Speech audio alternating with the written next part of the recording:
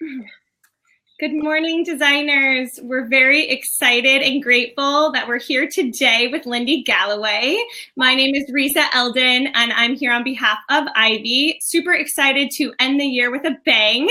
That's why I wore my jazzy jacket, because this is our last webinar of the year.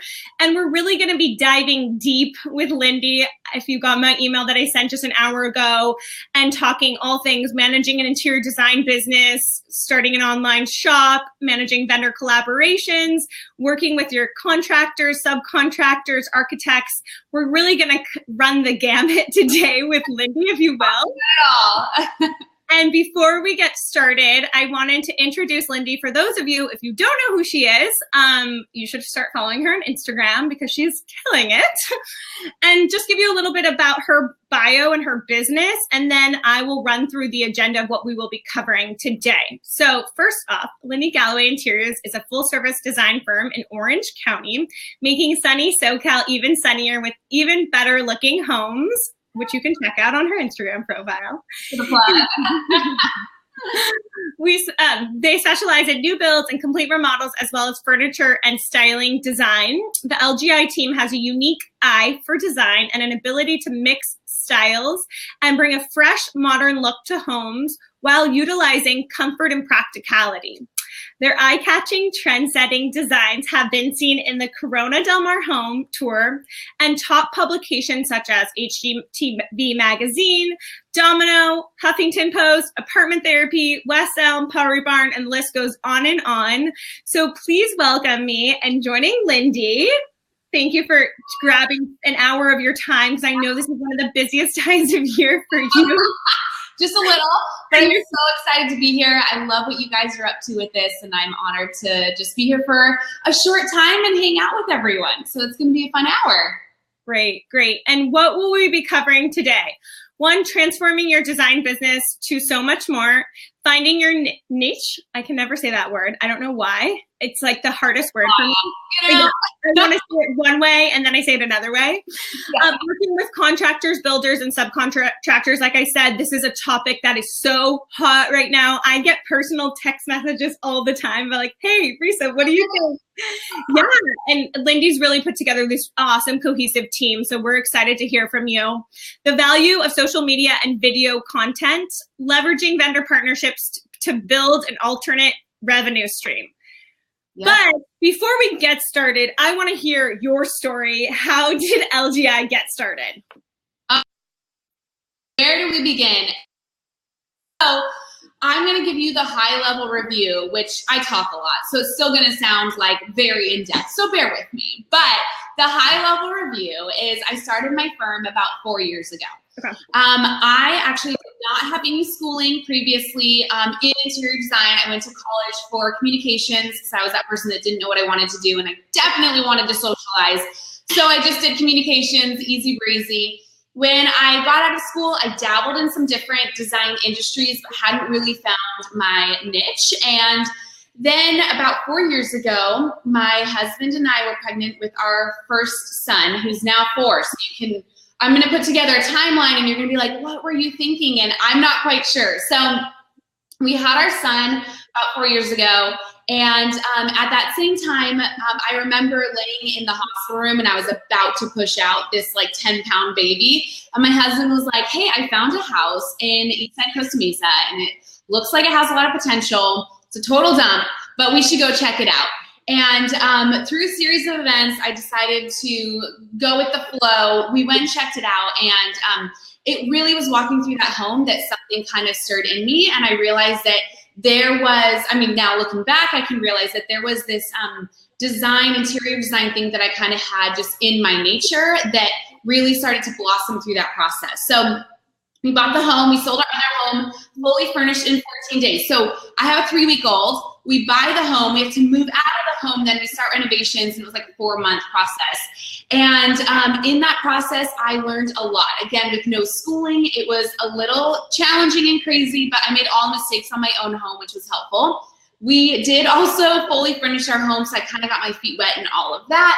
And from that project is really where things kind of started stemming off. I had those like friends of friends that were contacting me. And right out the gate, I got a couple really good jobs that were full remodels with full furnishing and really allowed me to showcase what I could do beyond the obvious, like a one kitchen or one bedroom type of thing. It really allowed me to showcase a full story of a home. And from there, really birthed things. I used my home on Instagram and on my website to kind of showcase, like, look what I can do. And then I gained a couple of those jobs. And then from there, it's been a journey, but it has been a really fun one and a bit of a wild one. And I'm sure as we move on in this hour, I will talk more about where we are now. But that's kind of how it got started. And it started with my home, started with really just kind of a little bit of trial and error, and I just got some great clients. And along the way, I've really honed in and focused on what my brand is and what I want it to be, and everything funnels through that. That's awesome. So key takeaways there. You don't have to have design school as your background and pay. It's really helpful, but you don't have to have it. And, you know, professional photography and leveraging your own work to build your portfolio is really, you know, paying, even if your photographer costs $3,000 and you're shooting your own home, go for it. Yep. Because that's what's going to build, and somebody's going to see that, and word of mouth, and that's how you can spread in your area. Yeah. And that's really, you know, having those even just couple projects in the beginning really then is what essentially kind of blew us up into this other realm of, you know, really big budgets, beautiful homes. Meanwhile, in between there, I had another child. It's been a crazy 4 years, but definitely those are some good takeaways. Yes. Of course. And what were you using when you first got started with your design business in terms of project management software, or just getting everything and keeping everything together? Like, you know, because when you don't know and you haven't run a design business before, there's so many moving parts. So like, where do you start? And just kind of understanding how technology and the social media boom, like how you've been able to leverage all these different tools to get where you are today. Yeah, great question. So when I started out, it was just me, and now I've got a team of 7. And so there's many different processes that have had to come into play as we built out the team, because now there's greater communication that has to go on within the, you know, kind of internal side of what we do. But when it was just me and I was just starting out, I was using a lot of Excel sheets. And I actually at the time had not yet discovered the Google Excel sheet. So we're talking like old school. Like I had like a million files on my desktop that were like, you know, for the different projects and the different aspects of the projects.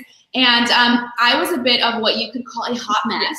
But I did have some organization. And at the time I was only doing a couple projects at a time. Since I was a new mom, I was actually kind of only taking on, for the first 2 years, I only took on 2 jobs a year, and now we're doing about 18 to 20 jobs a year. So a lot's happened over the last couple years, but it did enable me to kind of figure out the systems, you know, in the start, kind of figuring out what would work on sort of a couple jobs and do that trial and error. Now we obviously use Ivy. Everyone in our firm is trained on it, knows how to use it, and uses it for the different aspects of their project. We still have a few Excel documents that we do have on Google Drive now, and that we pass back and forth when it comes to some of the organizational things that we need internally. But yeah, that's kind of what we were using. We do have someone here now that runs operations, which you spend a day with me and you realize that we need someone to like hone all this in. So it's always, I feel like, a learning process. And as we continue to grow and build both in our projects and in our teams, we're having to constantly pivot. And I think that's the thing that is like the advice that people don't always give. Sometimes people will say, here's what you should do. But sometimes that works for the first year, but it's not going to work for your second year of business, or it might not work for your 10th year of business. And you constantly have to evolve and figure out what those new things are, which is one of the great things about Ivy, is that you guys are evolving with us. And I've been with you guys for a while now, and it's been cool, the things that have evolved as you've kind of discovered what our needs are and how to better suit us with that. So it's kind of an all-in-one pretty much an all-in-one program. And I like how you said things ebb and flow, and that you have to be willing and open to that change. Just because you did think, I mean, that's how my life has been over the last 5 years and the different roles and responsibilities. So I know how to roll with the punches, but I think what happens, and even designers that have been in the industry 10, 15 years, they get stuck on their old ways. But leveraging technology, I got quoted in this funny quote one time, and I was like, if you don't accept technology, you will fail. Like the most, quote ever. It was a really funny article, but it is kind of true in a way, because you need to be able to change and move and shake. Like you said, anything, just like a construction project, anything can happen. And if you're not rolling with the change and rolling with the technology, you're going to get stuck in that Excel era, and you're going to feel really disorganized, and it's not going to allow you to grow, which for you in 4 years, the rate, and I admire you, and that's why we've done some fun stuff together and become friends too. And I really admire the way that you've grown at such a rapid pace, but you've done it because you've been able to embrace the technology, train your team, delegate, and know what your business needs. And even if you're putting money out front, which is scary as an entrepreneur, it's scary to have money going out and have full-time employees. But yeah, to that point, and over the last 4 years, how did you find your niche? How did you how long did it take you to get there where you were like, okay, this is my style. These are the clients that I want to attract. We'll get into more of the business model type stuff, but just in general, because if I look at your Instagram feed, I can tell and you're drawing that specific client that you want based upon what you're putting out there. And I'm sure you learned to say no. I'm sure you took on some projects you probably shouldn't have taken on, but it's a pretty quick turnaround in 4 years to be able to figure that out. Yeah, I mean, some of it is just being really flexible. I think as an entrepreneur, that's the best thing that you can be, is flexible and just know when to pivot and how to pivot and experiment with some of that.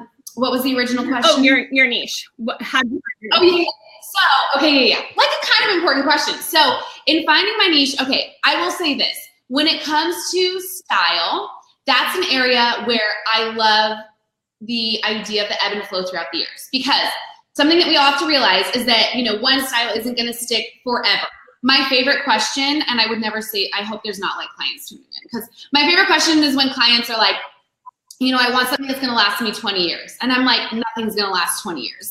We're all going to be wanting to rip out everything that we put in now in 20 years. And you don't have to, but if you want to stay on the cutting edge of design, trends are going to change. And there are timeless elements that we try to put in every home so that there is that longevity and there is kind of that safe comfort zone.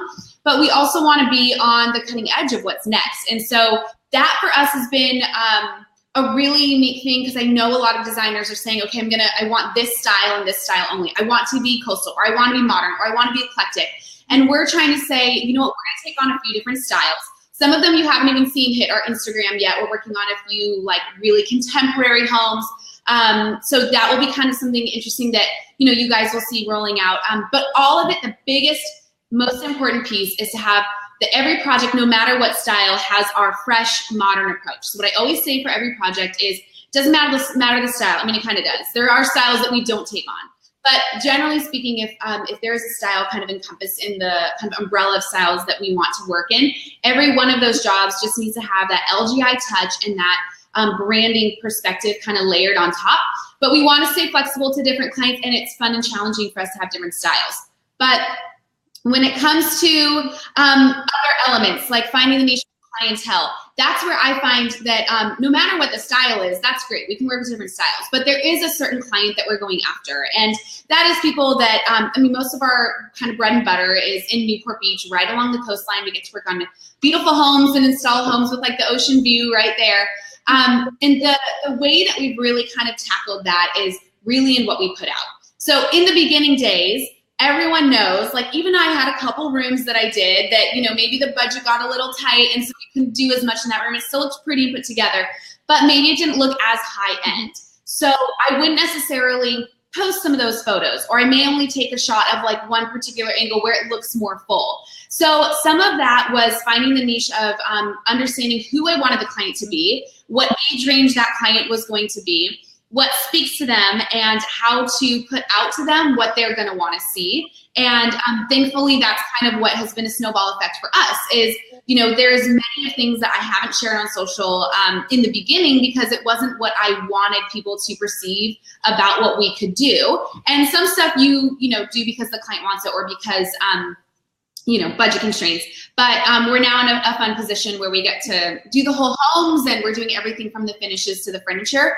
But it still really matters that you kind of put out what you want your clients to see or your future clients to see. That totally makes sense. And that totally makes sense. And that's really good advice. And I think that, you know, it all goes back to that ebb and flow. Things evolve, you know, and knowing that like it might be like a great project, but it might not necessarily fit in your aesthetic. And you think about, okay, well, does it make sense? Am I going to be making enough money? Is it my target client? Does that client have other people that they would potentially tell about my business? And would that bring more business? And do you feel like in terms of the snowball effect that a lot of your business has been word of mouth, or how have you, and we'll get into this when we talk more social media, but how has your majority of your business, your, you know, prospective clients come in? So I would say over the last couple of years, as we've finished out projects, keep in mind too, our projects are usually a year to 2 years because we're doing the majority of them, I would say like 80% are ground up construction. And we're also tearing down an old house.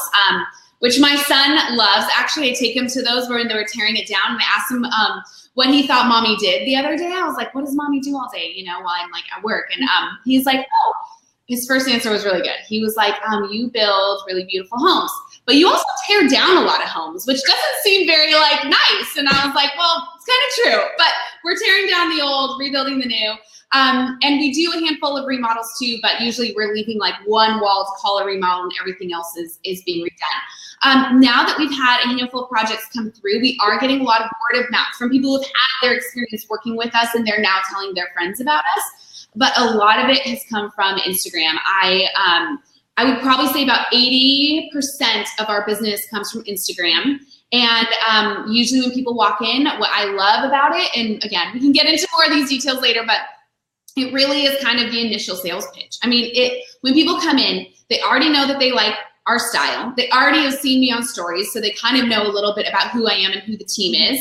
And now we're talking, you know, design process, we're talking numbers, and we're talking about what their style is, because you also want to make sure it's a fit for you. But to your point too about, you know, the financial end of it and taking on projects, we're in a very unique position right now where we are able to say no to the things that kind of don't align with us from a brand perspective. But in the beginning, I couldn't just say no to everything because we all have bills to pay, right? So there are those jobs that you just take simply because you need the paycheck, and that is so okay. I just wouldn't put that out there, because if it doesn't feel like it's your best work, or if it really was just to kind of meet a paycheck need, it doesn't mean that you have to showcase it. But yeah, I would say most of our business has come from Instagram, but as we've been finishing out more and more of these bigger jobs with what we would consider our ideal clients that we now get to work with, they're bringing in their very kind and big pocket friends. So that works. Amazing. Yeah, totally. And before we dive into the social media pitch, I did want to pitch part. The sales pitch, which you never know what you're gonna get. You're really good, and I'm excited for you to share with our audience today how that works for you, because you've got that down to a T, and you created your brand, so people really know what they're going to get, and they're not wasting your time. Yeah. But before we get into that, I want to talk a little bit about creating that profitable business model that's allowed you to understand that financial piece, so that you can really make more money and focus on design. Because I think that's the thing that designers struggle with the most. They get super bogged down by these administrative things. You know, and even a smaller design firm that's a 1 to 2 person size firm, you know, how they can set up their billing structure in terms of, you know, like how they're billing for design time, how they're billing for the procurement time, and figuring out kind of what works for you, and understanding that, again, this too is going to be always an evolution, because what you did for one client might not work for the other client. But if you can give us any advice or any feedback, I think that would be really helpful. Yeah. Profitability is key. I know what we do is really pretty, and a lot of people, say like, oh my gosh, how fun, that's what you get to do. And you know what, it is so fun, but I'm here to make a buck and a lot of bucks. So I'm not here just to play house and have fun, even though that is an amazing piece of what we get to do. But the profitability end is incredibly valuable and so important. It's also really important as you continue to scale, grow a team, or collect more clients.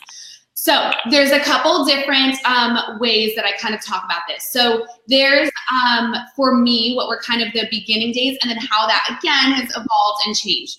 But I think speaking to both is really important for the different people that might be watching. So if you are a one-man band, like I was for the first couple years, what I would do, or I won't even give you the advice. What I did that worked for me was I charged hourly. And I kept track of every single hour that I worked, every minute that I worked for that client, and I logged what I was doing. So there was a couple reasons for this. One, if a client ever comes to you, which hopefully it never happens, but if a client comes to you and says, I need to understand where my hours went because they're paying for the hours and you still want to get that bill, then you need to be able to showcase what you spent your time on. It also, charging hourly made me confident and comfortable knowing that in that project, my time was going to be covered. So it helped me know like every hour I work is, that much paid and I'm good to go there. And then having it tracked and understanding where I spent my time was very valuable as I started to bring on a team and assess our systems and understand where we could be more efficient. Because when it comes to profitability and with client billing in particular, they want efficiency, you want efficiency to grow and scale. And so it's important to hone in on that and understand what pieces you're putting where. And that's why it's really helpful in the beginning to charge on an hourly rate. Clients can also wrap their head around an hourly rate when it is one person because it doesn't feel that bad and they're seeing you every day and they understand that that is your role and that you're kind of wearing many hats and that that's your rate. Where it becomes challenging is that once you get past, I would say, about 2 employees. And at that point, then they're wondering why, there might be an efficiency reason to me having 2 or 3 people in a meeting with me. But a client comes in and they're like, how many dollars, how many dollars, how many dollars? And that becomes really tricky. And there's also that element of we want to give our clients the most customer service and we never want them to feel taken advantage of. We want them to feel what we're providing them is a very valuable thing. So when you kind of reach that point where you have, enough employees where you suddenly have like line items of different costs, it's really valuable to think about how you can shift that. There's a few different ways you can shift that. The way we decided to go is with a flat rate. And we now have a flat fee for every project. We assess it based on the square footage and how many rooms, how much time we think it's going to take with that particular client, because some people, as we all know, are take longer to make decisions than others. But I will say understanding how many hours go into a project in the beginning by having that hourly rate and tracking all of that was very helpful in us determining what our flat fee was going to be. Otherwise, I would be picking a number out of nowhere, but now I know, okay, it takes this much time and I'm going to assess and value our time at X amount. And so that's going to be, I'm going to multiply that and I'm going to, figure out what our flat fee is. So that, again, I feel like that's the theme of today was an evolution. You can't just come out the floodgate with a flat fee. And I know we have some questions coming in and somebody's asking, how do you set your own hourly rate? $200 now, like how do you come to that point of what your hourly rate is? And somebody asked, what would you charge for 19,000 square feet? Which I don't know if Lindye can give an exact answer to that. It's a very large home. I don't know if she meant 9,000 square feet, but exactly, it's your own, it's figuring out internally how long it's going to take you. But Lindye, I would love to hear some of your answers to those questions. Yes, well, 19,000 square feet is crazy. So most of our jobs being on the beach in Newport are actually quite smaller. So that's kind of a surprise to people. We often, our average home is like 4,000 to 10,000 square feet, depending on where it is. But think Corona Del Mar, beach city, we've got like, long, skinny and tall buildings. So that's usually what we're kind of working within. Okay, so let me try and break this down. So when it comes to hourly rate, I think it's determined by a few things. One, it's determined by where you are and what kind of audience and clientele you have in your area, because in California, that's going to look very different than like Minnesota or something because of just the living rates. It's also going to vary depending on what you want your ideal client is. What I would recommend is finding that perfect little spot where you're comfortable and you know that you can like eat more than mac and cheese every night by having this rate. But you also want to keep it attainable to people that you have access to. But you also want to make it just enough unattainable that other people will want it as well. You know what I mean? You don't want to undervalue yourself where people are like, oh, well, I met with them and they were more. Sometimes people have this weird thinking. And this is what I've learned over my 4 years is people always want a deal. They want to know they're being taken care of, but at the end of the day, they want to know that their money is being valued. And I find that more as we've gotten into these bigger budgets. The people that we're working with now actually have, more value to some of their dollar, depending on who it is. Some people don't care, and I'm just like, they must like print money. I don't know. I think that you want to find that balance between where you are now and being attainable to people that can actually hire you at your current skill set, but also striving to be at a price point where other people will value you and see that you're going to bring a value. And sometimes for some people, that value feels by how much it is. So they say to me, a designer that they met them at Starbucks because they don't have a space and they're charging $50, and then they meet someone else, say out of a co-working space. It doesn't even need to mean that you have your own space yet, but they maybe meet them out of a co-working space and you're charging $150 or $200. They may find that more valuable because it looks more professional and they feel, they feel like they're getting a lot out of that. So I think really, I feel like I can't give a certain dollar amount, but I feel like you need to find the value that you're bringing to the table, your current skill set, and also reach a little bit higher so that you can be in that comfort level for people that kind of, value that expertise. So I guess what I'm saying, because I feel like that could have been confusing, what I'm saying is some clients are going to value they're going to value their dollar in the way that they care about every single penny. But then they're going to have other people that value their dollar in more of a value sense. It doesn't even matter what they're spending. They just want to know that their money is going to something good. Does that kind of make sense? Yeah, that totally makes sense. And geographically, that's where I would leverage the IB Facebook group to say okay, you're in San Francisco. And because I'm based in San Francisco, I know because I checked it in the Facebook group, what's the range? We did an event in OC in July, and the range was, it's crazy. The hourly range was from $125 to $350 an hour in one area, but it's because there was different pricing models. It was some people were just charging an hourly and not billing out for a product markup or purchase fee, and that's always a hot topic is purchase fee. And somebody asked, such a hot topic, right? Somebody asked, do you charge a flat rate for design time and admin time? Like, do you charge, if you are charging hourly per se, do you charge a $225 rate for design time? And then when it gets to procurement, which is more project management, do you charge like a lower rate there? I really want to get into the most exciting topic I feel right now, because we're almost at the end of a year. Everybody's setting goals for 2019 and working with builders. I hear a lot of designers still say they have so much trouble working with builders, even though they're design build firms. They're not bringing in necessarily the builder, and you've really found the magic mix. You're very lucky. You're very fortunate. And I want to understand a little bit of insight into your process and how you got there and what advice you can give our designers that are listening today. Yes. Okay, so I feel like in the beginning, you're kind of just working with anyone, right? And still to this day, our clients hire their own builders or contractors, and we don't really have a hand in that. It's much easier not to. But we always give recommendations, and nowadays it's great because people usually take the recommendations of kind of our top 3 or 4 people. So we are starting to work with a lot of the same people and creating a nice flow and rhythm. But especially in the beginning, and if you're doing a remodel, you're going to have those contractors who are not as put together. And I have found that the biggest part of us staying on task with the job is us stepping into the project management and helping a bit with that. We definitely have to set some kind of ground rules, some bit of a scope, if you will, and we try and outline that for them up front.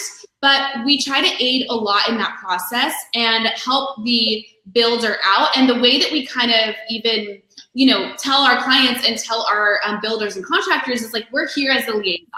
What I think is required of someone running an interior design firm is 2 things. So I'm backing up a little bit. I'm sidetracking. You're catching my drift now. I always sidetrack. But you, I feel like, need to have good design. And the other half of that, like I'm talking like a huge chunk, is that you need to have people management skills. And that has been the area that requires more massaging and finesse than I would have ever imagined. And my lazy communications major that I had signed up for freshman year is now coming in handy all these years later. I mean, I'm still super young, so you probably thought I just graduated, but I'm kidding. But all these years later, it is really coming in handy. And when it comes to contractors and builders, the best thing that you can do is in the beginning of the project, really kind of lay that foundation of that working relationship. You're going to have people who are going to be really easy to work with, and then those that are not as easy to work with. But at the end of the day, your only goal is to make sure that the client is happy. You also have to set expectations with your clients so that they understand where your job starts and where your job ends. I have found myself in those kind of mixes where I'll jump into a problem to kind of help problem solve and get through something for a client to help aid them. And then the expectation comes throughout the rest of the process that that's my role, and that is not necessarily our role. There are things that the contractor or builder just has to handle, but there's ways that we can help. So here's a few things just to kind of break it down really easy. So the first thing that we do when we get on a job, we always introduce ourselves to the builder. We sometimes will even call a meeting just to say, let's go over the plans, get on the same page, especially if we haven't worked with them before. And then we kind of let them know what our design process looks like and try and align that with their timeline, their schedule. And the thing that I find most people appreciate is we always ask, how can we make this process easier for you? And they don't know, but by me asking that, I'm actually figuring out like how it's going to be easier for me, because I'm figuring out like what are the nuances about their business, what does their process look like, and how can I anticipate what they're going to need and how I can best kind of roll with the punches of how they structure their business. So we introduce ourselves, we kind of get on the same page with everything. We're always in the architectural process as well, so we work through all of that. So we kind of build these relationships with them very early on. Then we do monthly check-ins. We usually give each client about 2 check-ins, and oftentimes we'll just drop by more because all our jobs are so close to each other usually. And we try to just show face to everyone and just let everyone know that, you know, we're heavily involved in the process. Lots of emails, lots of phone calls, even FaceTimes, which is my favorite with like the older dudes, the older builders and contractors. I'm like, I'm FaceTiming you. Let's do this. Show me what's going on over there. But we also have found a really great piece for us is setting them up. So we obviously spec all the finishes. So we're specing out the tile and the plumbing and all the vanities and things like that. The things that have been most helpful is us working with our vendors, so our tile vendor and our plumbing vendor, to get all of those proposals in line and together, and then we shoot them that email. It's very easy for them to get a package of information, but it's really like we'll put together a big spec book. There's like 200 pages. They're very involved. But for them to go through and flip through all that and then understand what they need to be ordering can slow the process down and be really challenging. So we have found that a lot of people are very grateful when we step into that process and we just say, we're going to get the proposals together. All they have to do is pick up the phone and make a phone call that they're going to, you know, that's the order that they want to place. But that does help ease the process. And then where we set the expectation, the ball's in their court, is that when the products arrive to the job site, they have to check them in, and it's on them and their responsibility to say, yes, it's arrived, and here's what did arrive and all that, and install and all that stuff.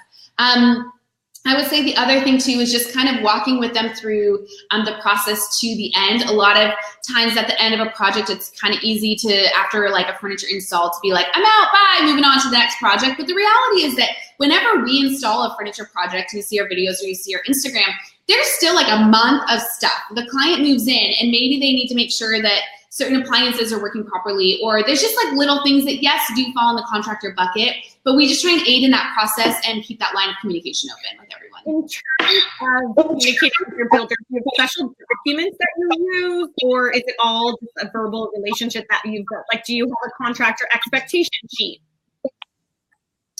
You know, we don't, which is probably something we could consider. You know, I have found that so much through my process and just my personality. I grew up with 3 brothers, and so in sort of this like not always. We just did work with a woman contractor, which was great. But you know, we are working generally speaking with a lot of men.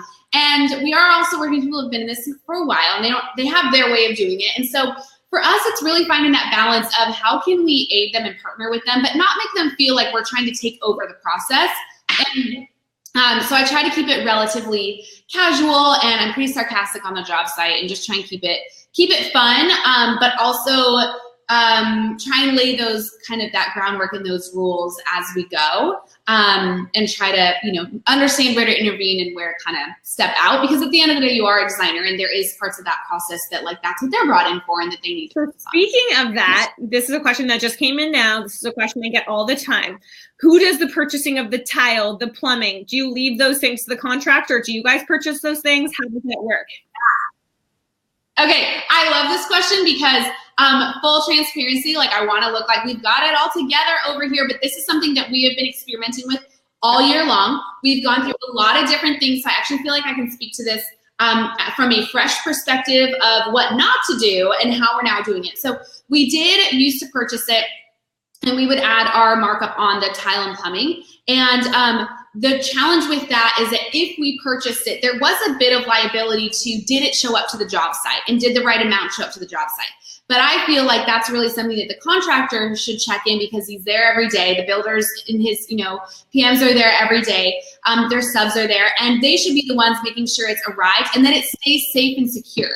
So what we now do is we still charge a markup on the items, and we call that kind of our project management. That's our time to put together all the proposals and make that part of the builder's job really easy to just make that phone call.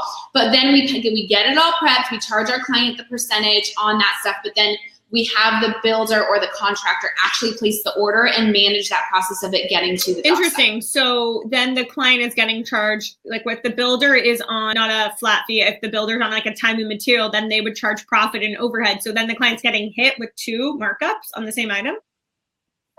Yeah, so essentially, okay, so I know it froze when I was talking about pricing a little bit, so I want to just jump back to that for a sec so we'll kind of clarify some of this. So when I say we charge on a flat fee, I'm kind of like an airline that here's your flat fee, but then here's a couple other things too, but we're super transparent about what all those things are. So of course we charge a flat fee. We also have an administrative fee that we do charge for us ordering furniture and things like that, and managing that it's been received and all of those things. And they also know coming in, it is so upfront, even in the initial sales meetings, that those are things that are going to be charged, and they're going to be charged the 10% fee. And they know that we're charging some markup. We don't disclose what the markup is, but they do know that we're charging a markup on the furniture and the case goods.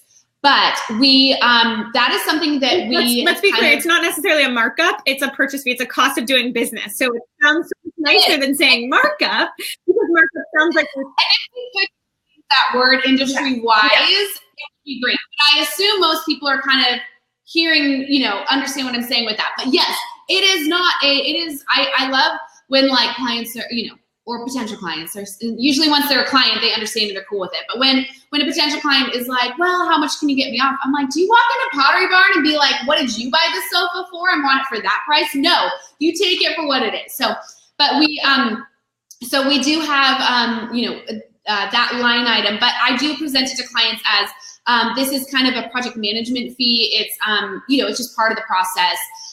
So we have run into a couple cases where clients feel like, okay, so there's the 10% from you, and there's the 10% or however much it is from the contractor. So I totally disclose that. So we charge 10% on our tile and plumbing. There you go. So we charge that, and we have run into a couple scenarios where people are like, you know what? I feel like I'm getting charged for both. Where we're trying to make that distinction for them is what they're getting charged from the contractor is kind of its own separate thing. What they're being charged from with us, with that percentage, is the ease of their project, the specking of everything, the organizing of it all. And so I kind of say hey, look, if you feel like your contractor, you're going to get double charged, maybe take that up with them and, negotiate something there, because what they're getting from us is a real ease in their process as well. Because a lot of times they're charging that markup because of all the work that they have to do. But when a client works with us, they no longer, that's a piece that's taken off of the contractor's plate. Mm-hmm. And somebody asked Sarah, what was the term for markup, not markup? I just said purchase fee. I don't know what you were saying. I just say it's a cost of doing business. It's a purchase fee, and it's a luxury service that they're hiring you for. So it's not, and you have a big overhead. You have an office space. You have 8 employees. So it's not really a markup. It's really the cost to manage your overall project, right? Totally. But it's hard for clients to hear that because they think, okay, well, then just get more business and more jobs and, do XYZ to cover your costs. So it is in the way that you need to kind of sales pitch it to them and make them feel comfortable. And I usually will just try to bring it back to, we are bringing value in this, and that's just what we charge. And we're, in a pretty good spot now where not everyone, of course, there's always negotiations, but with a lot of clients, they're like, they look past it because they're going, okay, I understand what I'm getting with you, and I appreciate that level of service. And a lot of what we are charging for is customer service. And I explain that a lot. Like, there's a lot of people that can design really well, but there's not as many people that can hone in on process and make sure that your job stays on time, that the right things show up, that it looks good, and manage that throughout every single week and day in detail. So that's kind of what they begin to understand is just like a part of the process. But yes, it's a part of me making money to pay my staff to keep the lights on and to, make a living. You have that first sales meeting with your client before they sign the contract. What does that meeting look like? Are they signing the contract on the spot, or like how much of your time are you giving them? Because I'm assuming you get most of the jobs that you bid out, but that's still your time of an hour and a half driving there and being in the meeting. How much time do you give them? Well, I do want to set realistic expectations and be totally honest, because we don't get every job that walks in the door. And sometimes that's because it's a personality misfit. And I think that's what I've learned over the last year is that it's almost like I'm marrying these people for I'm going to be married to them for a good couple years, and it needs to work. So sometimes sometimes they walk in, it's like everything else on paper looks good, but it just doesn't feel like we're going to be a good personality mix. Or, there's other great designers in Orange County as well. So I just want to full disclosure there. I have that struggle as a business owner as well. I don't get every single job that walks in, but I'm grateful for the ones that I have. And most often I'm also grateful for the ones that I don't get. And I could go into a whole nother thing on that, but oh man, I rambled again. What was the question? So we were talking about, as I'm dying over here, we were talking about getting your jobs and. Okay, initial sales meetings. So I always send out an initial questionnaire. So I actually don't go to many jobs unless it's a remodel where we're keeping a lot of the walls. But even at this point, we're not doing much of that. So we send out a questionnaire. We get a lot of inquiries from Instagram. What we don't take on is a half house, or we have parameters of budget and things like that. So we get inquiries every single day. I send out a questionnaire. It says kind of what our starting budget is, which initially scares off a lot of people, which is fine because that's not a budget we're looking to work with. And we always have to be doing the whole home from finishes to furniture, installing everything throughout the house. And then it's a questionnaire based on what their budget is, what their style is, have they worked with a designer before, because those are important things to know. We just kind of ask them a lot of the basics, just to kind of get an understanding of what their project is going to look like and how many square feet, things like that. Then once we assess that, if we feel like it's a good fit on paper, then we say, great, come into our studio and let's meet. So then they come in. I spend usually about an hour with them talking about the project, have them bring their their ideas and talk through some of that. I like to talk about style. People also like to talk about themselves. So I ask them a lot of questions, and that gets them really comfortable. And then we talk about pricing because it's important, and why not utilize that time that they're there to talk through some of that and get them comfortable with that while they're there. And then we always send out a proposal after, and then we move to the contract phase. My contract is 20 pages long. It's abnormally long because I've learned a lot in my 4 years, and I just feel like the best that we can do to set those expectations through the contract up front is really important. I have some really great lawyer friends that help me with all of it. So my contract in the beginning started out as 2 pages, and now it's literally almost 20 pages. So I don't have them sign it right there because they need to review it, and then we go back and forth with questions and things like that. Well, that's really helpful. I think that makes a lot of sense, is to have a really good client questionnaire before you even go there. And have it branded and just be something that you send out, and then you can weed out the people that you don't want to take on, and then you can really analyze and really save time in your day, because that in itself is weeding through. And I also should say, I don't charge for those meetings, and a lot of people will, but a lot of times that's because people are going to someone's house to give some ideas and assess sort of like what they're already working with. And I'm looking at it going, okay, if you've kind of passed our first round of you know, what looks good on paper, then I want to interview you just as much as you want to interview me. And I want to make sure it's a good fit for both of us. And I don't, you know, they're coming to me, so it's convenient. So I just don't charge for that time. And I feel like that's that added value to them. But again, if I was in the position where I was going to a home and I was kind of assessing what they already have, I would absolutely charge for that time because you're giving them tips along the way. When they're coming here for our type of process, we're just coming to kind of, you know, talk about the logistics. That makes sense. That totally makes sense.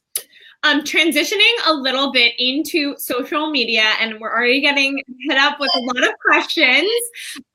And yes, we're totally going to be talking video content, the whole 9 yards. I feel like a lot of the people even watching today, if they follow you on Instagram, really know you because you've really personified your brand. You've leveraged Instagram story. You've leveraged all of these amazing pieces that allow people to get to know you before they even potentially decide to hire you.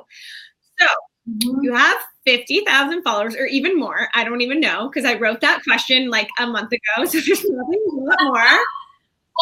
Just to give props to my marketing team, we're at like 60 something, but I'm not bragging. The team works hard. So, and your Instagram game is of course super on point. Can you break down 3 pieces of advice that you can give to our listeners today? Yes. Okay. Can I first do like Instagram versus reality? Yes, please. Okay. So we are moving currently, and my team and I, my gracious team, we cleared out this space to look decent, but I feel like it's worth showcasing what's actually going on around here. Like, it is a hot mess, and there's even a room back there that is full of even more stuff. And that's sometimes what Instagram actually is. And so we were laughing today because we were going through the questions. I'm like, oh, I'm gonna be asked about, you know, Instagram. And then here we are like perfecting this little corner so that it can look good for this. So yeah, and we're moving to a new space because the team is growing. So it's all very exciting. But Instagram is a huge, huge piece of our business. I do find that there are 2 different audiences that I'm trying to cater to on Instagram, which is something to keep in mind as you're building. So one is the Instagram just community. And I have a lot of different followers because I have 2 kids, so I'm a mom, and I try to show some of the behind the scenes of just like mom, like real mom life. So there's kind of that crew of people. Then there's the just the people that enjoy design and love just kind of watching our feed. And so there's that whole collection of people that we're trying to capture and engage with. But then there's this very small portion of people, which are our ideal client. And there is a level of professionalism and a level of, you know, where they're paying us a lot of money. So we need to make sure that we are engaging our community over here really well and being authentic and fun, but then also maintaining that professionalism. And I feel like that's where the balance is that we're always trying to attain. There are so many things I could say about this topic, but what I will say is our Instagram, just to like as a word of encouragement to those that are probably like, I have, you know, under a few thousand followers, like I'm just trying to, how do I even get out there? We have tripled our following in the last like 10 months. So a year ago, I did not have 60 odd number of followers. We had like 20, I think I had like just hit 20 when I started building out a team.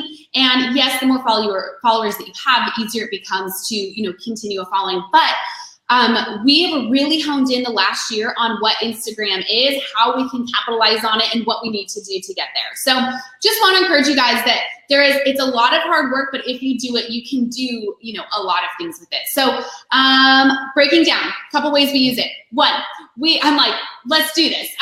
So on our feed, we have decided to keep it more professional. This is where people can go and they can see our work and a little bit of inspiration, but we really try and keep it a lot of original content. Stories we use as kind of a quasi-professional and fun zone. So during the week, we try to keep it a little bit more professional with like, here's our jobs, here's some things that we're up to, we're on a job site, here's some pretty photos of a project we just finished up. And then on the weekend, we'll be a little bit more like, you know, kind of to the the people that just want to see a real person. So I'm like, let's be real. Like I go to Disneyland, I try and take a picture with my kids and they don't even want to take a picture, trying to showcase some of that, or things that go wrong in a day that are just funny, and try to have some of that fun throughout. So as far as Instagram goes, that's a way that we have decided to kind of utilize it, is to sort of hone in on, okay, where can we have part of our online portfolio of our work, which is our feed, and where can we be authentic, which can be a little bit in the feed, but mostly kind of through stories. People ask me all the time what it takes to start building a following. Somebody asked that question. Oh, yes. Really? And how did you improve your engagement / beat the algorithm? So there we go. Yes. Okay. So there is I have a personal belief that there is no like beating the algorithm. One of my good friends, Jasmine Star, you should follow her at Jasmine Star. She is amazing. Reisa knows her. We did a panel together, all three of us, and she understands the marketing game. That's what she does for a living. So if you follow her, you'll get a lot of tips. But something she told me a year ago was, you just got to show up. And I've never forgotten that, because I think that we all get really into like, how can we beat the algorithm? And yes, it's annoying. And yes, it's so hard to build with the algorithm in place. However, if you just show up, things will happen. And I found that over the last year, as we've grown so much with our Instagram, that literally just coming on every day, showing up every day in some capacity has been really huge. And the algorithm does like that. So they just want to know, they're basically like obnoxiously rewarding the people that are using their platform the most. So if you're posting once a day, if you're hopping on stories once or twice a day, that kind of stuff helps. But also you have to be realistic. And sometimes you get home from a long day and all you've done is been on your computer doing AutoCAD, and then you're going home to kids, or you just want to watch the latest This Is Us, which I do need to catch up on. And so if that's the case, like, don't be so hard on yourself. Like, you gotta kind of figure out the right rhythm. Something that we've used that has been so helpful though is Planoly. So we plan out all of our content and we plan out a month at a time. And the team does help me now.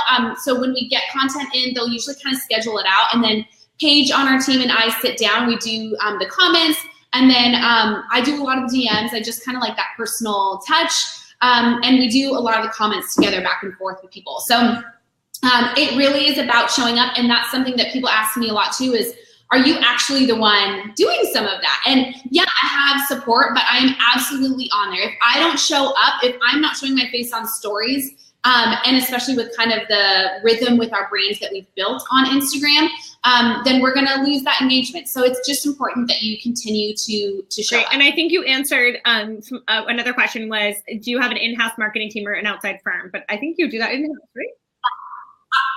So I'm approached all the time by outside marketing companies. I have a belief that it should all be in-house. It doesn't have to be everyone's belief, but this is my personal belief. Again, if it is like Mary Jo showing up for you, and she's not in your office every day, and she doesn't understand your company culture, and she doesn't understand the personality and all of that, it's going to be much harder to engage your audience in an authentic way. Some people that are very like professional and that's it, like that's really good for them. But we want to do something that feels a little more like we're, engaging with you guys like friends. And because of that, we've decided to do in-house, and I'm so heavily involved. That's amazing. I love that. And I know because you always answer my DMs. I know because you always answer my DMs. Oh yeah. I'm like, hey girl. Wait, and so after you built, and I know somebody was asking about, like, was there a power post that started off the momentum and gained the traction, and just feeding into that question, want to talk even more so about what's next for you as you built this amazing Instagram following and created your brand. How did that turn into vendor partnerships, and you're leveraging kind of affiliate marketing? And, as we all most know, that's a slow process, but and I'm sure you've been approached by people for sponsored ads and that kind of stuff. What does that look like for you guys? And are you making money by doing this? Yeah. So, again, we funnel everything through what is the brand? What is our goal? What are we trying to accomplish? I'm approached legit all the time by baby products, because I have kids, and so all kid products, things like that.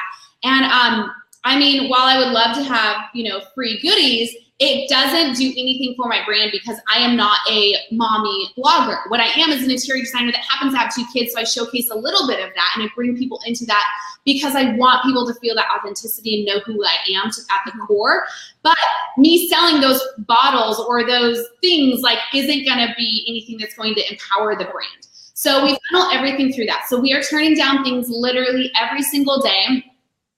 There are things that you can do, of course, with affiliate links and with different brands. We try to do pretty authentic partnerships. So I would say we haven't, we're super selective in what we do. So I know a lot of people, you go on someone's feed and it'll be like #ad, and then they'll have it's LaCroix or whatever it is. We really decided that what we're gonna hone in on are the things that are on brand and within our realm of work. So the one way that we'll do that is through a lot of partnerships. So for instance, when you see our new office coming out, we've partnered with a lot of great brands that we use regularly and that we believe in, that we would feel comfortable referring to other people. And they're collaborating with us to put together our new office. People shockingly find my clothing decent, which I'm thankful for. At least people think I'm semi put together. So we do swipe up every once in a while. If hundreds of people are asking where I got a shirt, we'll do the swipe up, and that's one way to make a little bit of money. But again, that is something that we do only every once in a while because it isn't about interior design. There is a lot more ways that we could be utilizing to know it and things like that when it comes to furniture. We have decided that because of our clients, we want to kind of keep some of that more in-house and a little closer to the vest, which means that we're not kind of promoting all of that. We get approached by companies like Wayfair and Home Goods and things like that. And that, again, we just say no because it's not on brand because what we're working on is really high end. And we would never shop at those places for our clients' homes. I mean, I might because I'm still balling on a budget. However, we wouldn't necessarily put that in our clients' homes. So why would we really partner with them, And at the end of the day, it's how much money are you actually making from some of these things versus focusing on your business and building that out. So just trying to align all the right That makes sense. And I know we're approaching the end of our time, but we have so many questions. So we'll get to all of them. The last question I wanted to ask you that I think is really big, and I think you can provide some insightful advice to our listeners today, is just your ability and your openness to utilizing video. How did you break down a fear of being behind the camera? You seem like such a natural. And I even got this question before we even decided to do this webinar. And that was one of the things, is because I think it's really important for designers to understand that confidence piece, because I think that helps in your sales pitch. It helps in everything that you do, is being behind the camera. And even if you get approached by vendors to do an ad, I know an Ivy firm got approached to do an ad for a big retailer, I think. How do you get comfortable with that? And how do you kind of break down the ice and the barrier? Yeah, it's really funny. My husband actually laughs at this all the time because we met 13 years ago. We got married as babies. So we've been married for 10 years. And when he met me, I was that person that was actually I was incredibly shy. And once I was comfortable with the group, I would be very outgoing, but it took a lot for me to get comfortable. So he always laughs because he's like, now you're just I'll be in a restaurant and he's so embarrassed. And I'm like, look where we are, on stories, or we'll be filming a video and I don't even care that people are walking around and that people are wondering what I'm doing. I just am hoping that they think I'm Reese Witherspoon or someone famous. So trying to give you a different impression. But I think that the biggest thing, the way that I started getting really comfortable was, one, as you get more comfortable in what you're doing and what you're building, that will bring some of that natural ease. But two, things like Instagram stories is a great way, especially if you're a little bit more shy or a little more unsure, is a great way to kind of start. And also you can always save it and you don't even have to post it. So you can try doing it 100 times, which quite frankly is what I did in the beginning. I would have so many in my phone. Now I just kind of, one shot, throw it up, just because there's a big comfortability there. But that's one way that I think that when people are like, how do you get comfortable? Part of getting comfortable is just being okay with who you are and having that confidence and just exuding that confidence through video. You also kind of need to, when I'm doing, there's a difference between stories and then when I'm doing video content. So when I'm doing stories, it's much more casual, more hey girlfriend type of thing.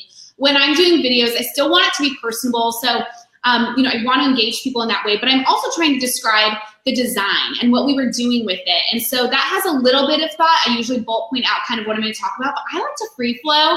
And I like to just keep it, in that casual nature. But the best thing that I can say is just doing it again and again gets you more comfortable. And don't be afraid if the first ones are kind of weird. I have been doing video for a while now, and only recently, only in the last year, have we actually produced them to kind of that next level and started putting them out there in that way. And I like, oh man, it's the girls on my team actually went digging on Google because this whole thing came up that people were Googling my age, which I find hilarious. So anyway, they got to Googling, and Erica found this old video of me, actually from when I was in a previous industry, and played it for the whole team, and it was hysterical. Like, and that's what I would almost wish I could show you now. I mean, don't go Googling, guys. But yeah, I mean, I looked so uncomfortable, and it was so awkward, but I was really proud of it because it was that kind of got me to where I am now, and just kind of the continuing to do it. You just get more natural. Yeah, everything takes practice. And like you say, everything in your business ebbs and flows. So maybe that's not something you're ready to try now, but maybe that can be a goal for the new year. Yes. Unfortunately, you and I could talk all day. Seriously, I've already kept everybody over. My usual end time is around an hour, and I want to, if you guys are not using Ivy, I definitely want you to stick around. I can talk to you a little bit about Ivy and introduce you to the benefits of using a tool that will help you save time so you can design and do all these other fun things that Lindye's doing. But before we let you go, I just want to hear from you, your top maybe 2 or 3 points, I know there's so much, or any takeaways that you want to share with our audience today in terms of really getting their business up to speed, running a profitable design business. We'd love to hear from you. Okay. So there are so many things. I might break the rules of 2, but I'll keep them quick. So 1 is defining your brand. You have to do that from the start. You have to know who your ideal client is and what your brand is.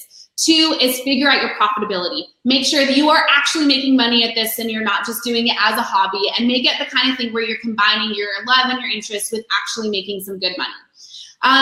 3, utilize the things that are free platforms out there and use that as a way to give your voice to the world and showcase the beautiful things that you are up to. And 4, I always have to shout out my team because they're the most amazing group of women. And a lot of what you see isn't just built by me. I've been very grateful that I've gotten to build a lot over the last 4 years. But in the last year, so much of the success that we've had has come from a group of women working hard together and really encouraging each other, and they're amazing. So I think the last point to that is trying to build out your team to fill in some of your weaknesses as you go. Awesome. Well, thank you so much. There's so many questions for everybody that asked questions. I tried to get to all of them as we could. Go ahead, follow Lindye on Instagram. How about if you guys have more questions, I will be on Instagram for the next hour. So DM me your questions and I'll try and hop on stories and answer some of those questions that may have been missed. Perfect. And if you guys want to hear more about Ivy, please stay on. Thank you so much, Lindye, for your time. I really appreciate it. And we'll see you soon. Okay, bye. All right, well, that was super informative. I just want to chat a couple more minutes, a little bit about Ivy and how Lindye's team has really been able to embrace technology to make time for all of these other pieces of her business, right? And she does have a bigger team. So training her team has been a big, important piece for her because she doesn't necessarily have the time to train each employee. That's why we actually had them over at one of our Ivy Academy sessions, and we have a dedicated account manager so that their dedicated account manager can help each new employee get on board and get rocking and rolling. So let me go ahead and share my screen for just a second so you can see what Ivy looks like. So you should be able to see my screen now. And the best part about Ivy is that you can really create branded documents without a lot of work, without using Excel like Lindye was talking about. As you know, Excel is very hard to organize your information. With Ivy, everything is all in one place. It's saved into the cloud, so you can access Ivy from anywhere on the go. And we even have an Ivy app. One of my favorite absolute favorite features is that I can go to my vendor's website and I can actually just clip a product directly from my website and put together my proposal. So again, like Lindye said, saving time and also adding value to the client. If you are on that hourly set rate with your clients, that will save you a lot of time. So right here, I can just go to my vendor's website. I can clip the item using the Ivy product clipper right here. And I can create my own beautiful proposal without that much time. It's a very seamless process, and you don't have to clip the screenshot the product, save it to your desktop, open it. If a lot of different people are working within the file, everything is really saved in one place. It figures out the math for you. So if you have a certain markup, or as I like to say, purchase fee, you can just type it in right here and it will figure that out.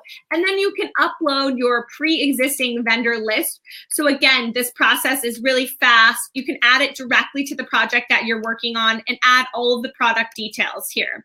And then once I save the product, I can go to my Ivy product library and I can easily add that item to the proposal.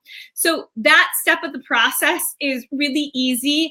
And then you can generate your own custom tear sheets. And you can use this not just for furniture items, you can use it for specifying tile, plumbing, anything that you've used. And once you save it once, it actually goes into your Ivy product library and it allows you to use this item over and over again. So that saves you time again. And if you are in that hourly invoice and the hourly to your client, then your client will, of course, be happy that it's not taking as much time in terms of the administrative piece of their project. And then the great part here is that I can go ahead and generate my tear sheets. And the tear sheets look exactly like this. They're branded documents. You can share as much or as little information. You can add option 1, option 2, and the client here will just see your pricing, okay? So that makes it really nice. You have the ability to group items together to allow the client to see the markup percent if you are being transparent with your client, to allow your client to approve this proposal by line item. And then when you send the proposal, you can also allow your client to pay by credit card or bank transfer, which is really nice because, again, taking out the piece that's not making you money, the money will just drop right into your into your bank account in less than 48 hours, and it saves you waiting for the check to clear and all of that nonsense. So once this has been approved by your client, then you can go ahead and generate your purchase order. And your purchase order, you can send directly to your vendor through the system. And then Ivy gives you a calendar viewing. Ivy also gives you a project tracker. That's kind of like the heartbeat of your project. And it's because I'm a huge dork, my favorite piece of Ivy, because I used to manually create these project schedules within Excel, and I had to have 3 different iterations, one for my client, one for my team internally, and one for my vendor. So this really gives you a bird's eye view into all of the pricing, all of the accounting, all of the scheduling, and you can create custom columns so that you can add tracking numbers. And again, anybody from your team can drop into here at any given moment.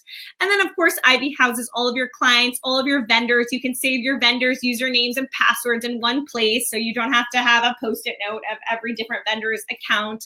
And then this is where you have your product library. The other thing I wanted to mention for those of you that are not billing hourly, or even if you are billing, if you're billing on a flat fee, so you should still track your time. You can just mark it not billable. So within Ivy, you have the ability to select the project that you're working on, select the service that you're providing, and you see I have different rates logged into my Ivy account. And for you, if you are billing out on a flat fee like Lindye, you can just mark it non-billable if you want to keep track of your hours. So you can use the timer feature, or you can just log the hours straight in your account. We have an app. You can do it directly from your phone as well. And then you can generate these beautifully branded time billing and expense reports invoices for your client. So it just looks super organized, super put together. Again, this is what your proposal will look like to your client. You can put time and materials on the same item. I like to keep it separate, but your client gets a really nice viewing, and they can even see their dashboard. So they can see how much money they owe you. They can see all of their closed or paid invoices. So you can just send them this link. There's less back and forth between you and your client. But again, being on brand, every invoice looks the same. I hear from so many designers that there is so much headache around invoicing and you're up until 2 o'clock in the morning. This process is very easy within Ivy. You can even create your own custom invoice, add an attachment like your contract or any document so that everything is really saved truly in one place. So last thing I want to leave you with is the Ivy community. Once you join Ivy, you'll get access to our Facebook group. You'll get access to all of our industry webinars. You'll get Ivy training, our landing page. You'll get access to your dedicated account manager. And the beauty of our community is that people are all about sharing. As you see Lindye really sharing the ins and outs of her business, that's what's happening in our Facebook group. People sharing their contracts, people sharing their templates, people giving you documents that have taken them years and years to create, people sharing vendor favorites, people allowing you to purchase off their vendor accounts if you can't meet high minimums. So that's where you would access and leverage our Discover section, which is our curated network of service providers where you can find virtual design assistants or a bookkeeper or a business coach, anything that you want to outsource, renderings. It's all right here in your Ivy account. You can make contact, and sometimes, most of the time, if you are an Ivy member, they give you 10% extra or an extra discount, for example. So if you do have questions, please go ahead and hit that little blue button that says get your free Ivy demo right below. And I see a couple other questions coming in. I want to make sure that I get to all of your questions. If I didn't get to all of your questions, I apologize. But definitely, like Lindye said, she is so sharing with her knowledge. Go on Instagram, follow her, ask her anything you want to that we didn't get to today. And if you do have any questions about Ivy, feel free to just hit the little button below. It's green, not blue. And it just says get your free Ivy demo so that you can learn more about how we can help you take your business to that next level, how we can help you streamline. I know the new year's coming up. Everybody is always thinking about this, and kind of relieve some of those headaches and make you like the design process more. And definitely would love to have you join our Ivy community, which you will be a part of once you decide to try Ivy out. And all of our plans, I think you have the first 30 days where if you don't like it, you'll get your money back. So you can kind of try it and see if you like it. And if you don't like it, take it from there. But anyways, thank you so much. It's been a great year, 2018. We're super excited to see you in 2019. If you have questions for me, please send me an email, Reisa, R-E-I-S-A @iby.co. Happy to answer any questions. I'm still in the office. It's just our last webinar of the year. And thank you again to our partner, Lindye, for joining us. All right. See you soon. Bye.